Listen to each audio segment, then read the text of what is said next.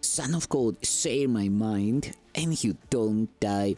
This is the Season 3, Episode 525 in the series How to Manifest Immortality, and the name of today's teaching is The Two Emotions. I have said you have but two emotions, love and fear. One is changeless, but continually exchanged, being offered by the eternal to the eternal. In this exchange, it is extended, for it increases as it is given. The other has many forms, for the content of individual illusions differs greatly, yet they have one thing in common. They are all insane. They are made of sights that are not seen and sounds that are not heard. They make up a private world that cannot be said, for they are meaningful only to their maker, and so they have no meaning at all. In this world, their maker moves alone, for only he perceives them. Each one peoples his world with figures from his individual past, and it is because of this that private worlds do differ. Yet the figures that he sees were never real, for they are made up only of his reactions to his brothers, and do not include their reactions to him. Therefore, he does not say he made them, and that they are not whole. For these figures have no witnesses, being perceived in one separate mind only. It is through these strange and shadowy figures that the insane relate to their insane world. For they see only those who remind them of these images, and it is to them that they relate. Thus do they communicate with those who are not there, and it is they who answer them. And no one hears their answer save him who called upon them, and he alone believes they answered him. Projection makes perception, and you cannot see beyond it. Again and again have you attacked your brother because you saw in him a shadow figure in your private world. And thus it is you must attack yourself first, for what you attack is not on others, is not in others. Its only reality is in your own mind, and by attacking others, you are literally attacking what is not there. The delusional can be very destructive, for they do not recognize they have condemned themselves. They do not wish to die, yet they will not let condemnation go. And so they separate into their private worlds, where everything is disordered, and where what is within appears to be without. Yet what is within they do not see, for the reality of their brothers they cannot recognize. You have but two emotions, yet in your private world you react to each of them as though it were the other. For love cannot abide in a world apart where, when it comes, it is not recognized.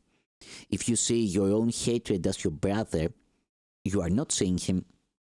Everyone draws nigh unto what he loves and recoils from what he fears. And you react with fear to love and draw away from it. Yet fear attracts you, and believing it is love, you call it to yourself. Your private world is filled with figures of fear. You have invited into it, and all the love your brothers offer you, you do not see. As you look with open eyes upon your world, it must occur to you that you have withdrawn into insanity. You see what is not there, and you hear what makes no sound. Your manifestations of emotions are the opposite of what the emotions are. You communicate with no one, and you are as isolated from reality as if you were alone in all the universe. In your madness, you overlook reality completely, and you see only your own split mind everywhere you look. God calls you, and you do not hear, for you are preoccupied with your own voice. And the vision of Christ is not in your sight, for you look upon yourself alone. Little child, would you offer this to your father? For if you offer it to yourself, you are offering it to him. And he will not retain it, for it is unworthy of you, because it is unworthy of him. Yet he would release you from it and set you free. His sane answer tells you what you have offered yourself is not true, but his offering to you has never changed. You, who know not what you do, can learn what insanity is and look beyond it. It is given you to learn how to deny insanity and come forth from your private world in peace. You will see all you denied in your brothers because you denied it in yourself. For you will love them, and by drawing nigh unto them, you will draw them to yourself, perceiving them as witnesses to the reality you share with God. I'm with them as I'm with you, and we will draw them from their private worlds, for as we are united, so would we unite with them. The Father welcomes all of us in gladness, and gladness is what we should offer Him. For every Son of God is given you to whom God gave Himself, and it is God whom you must offer them to recognize His gift to you. Vision depends on light. You cannot see in darkness, yet in darkness, in the private world of sleep, you see in dreams, although your eyes are closed. And it is here that what you see you made. But let the darkness go, and all you made you will no longer see, for sight of it depends upon denying vision. Yet from denying vision, it does not follow you cannot see. But this is what denial does, for by it you accept insanity, believing you can make a private world and rule your own perception. Yet for this, light must be excluded. Dreams disappear when light has come and you can see. Do not seek vision through your eyes, for you made your way of seeing that you might see in darkness, and in this you are deceived. Beyond this darkness and yet still within you is the vision of Christ, who looks on all in light. Your vision comes from fear, as His from love, and He sees for you as your witness to the real world. He is the Holy Spirit's manifestation, looking always on the real world and calling forth its witnesses and drawing them to you. He loves what He sees within you, and He would extend it.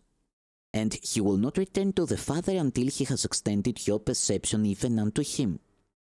And there, perception is no more, for He has returned you to the Father with Him. You have but two emotions, and one you made, and one was given you. Each is a way of seeing, and different worlds arise from their different sides.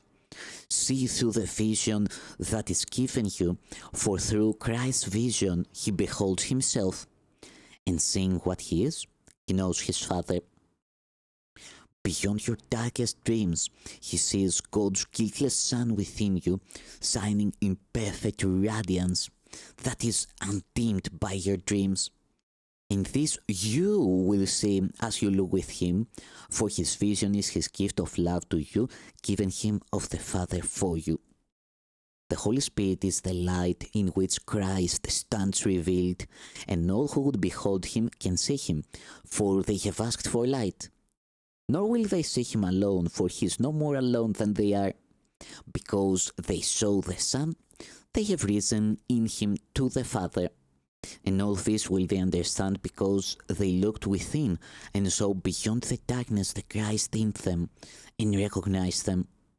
In the sanity of the vision they looked upon, in the sanity of His vision, they looked upon themselves with love, seeing themselves as the Holy Spirit sees them. And with this vision of truth in them, came all the beauty of the world to shine upon them.